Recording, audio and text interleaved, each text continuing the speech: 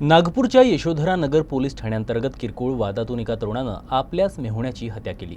मृताचं नाव ताराचंद प्रजापती आहे। या प्रकरणात पोलिसांनी मुख्य आरोपीसह दोघांना अटक केली आहे।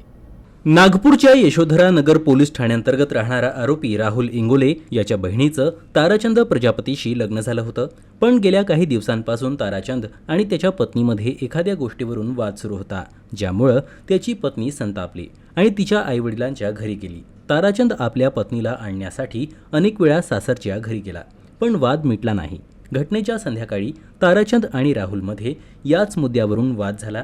त्यानंतर राहुलने रस्त्याच्या कडेला पडलेल्या गट्टूनं त्याचा मेहुणा ताराचंदच्या डोक्यात वार केला, ज्यामुळे तो तिथेच पडला, ज्यामध्ये आरोपी राहुल आणि त्याचा मित्र यश ओमले तिथून पळून गेले। स्थानिक नागरिकांकडून माहिती मिळाल्यानंतर पोलिसांनी घटनास्थळी पोहोचून मृतदेह शवविच्छेदनासाठी पाठवला आणि दोन्ही आरोपींना अटक केली। आता पोलीस या प्रकरणात पुढील तपास करत आहे।